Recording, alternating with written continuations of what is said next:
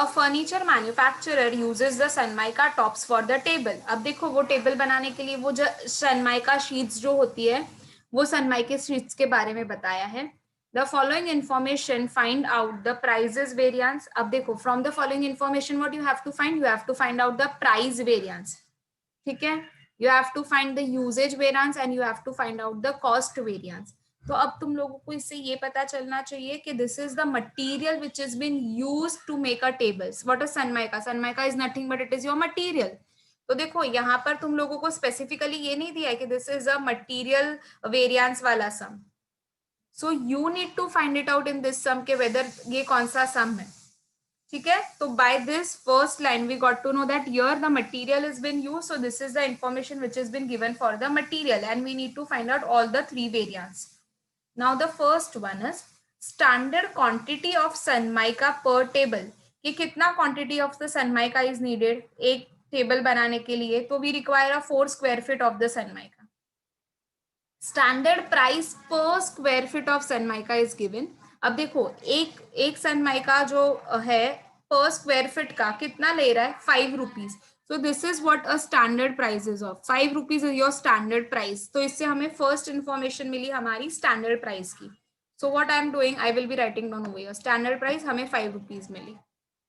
Now next one is actual production of the table. कि हमने actually कितने table को produce किया 1000. अब तुम लोग ये देखो हाँ. The standard quantity, this quantity of Sanmaika per table. एक table का 4 square feet था. पर हमने टोटल कितने टेबल्स को प्रोड्यूस किया है. We have produced 1000 tables. So now the standard quantity here will be 4 into 1000. That is a 4000 feet. ठीक है, 4000 square feet will be your standard quantity. Now next Sunmica actually used. Actually में कितना, देखो हमने ये स्टैंडर्ड सेटअप किया था कि दैट 4000 स्क्वायर फीट का हमें लगेगा. बट एक्चुअली में कितना यूज हुआ 300 क्वांटिटी हमने ज्यादा यूज की. That is now the actual is 4300 square feet. तो I have written AQ denotes actual quantity and the actual price of the Sunmica per square feet. और एक्चुअली देखो हमने एस्टिमेट किया था कि 5 रुपीज में हो जाएगा. बट एक्चुअली में कितना प्राइस लगा हमें 5.5 रुपीज हमें इतना पे करना पड़ा. सो this is the 4 information. From this 4 information you can easily find out the cost variance. What was the formula for the cost variance?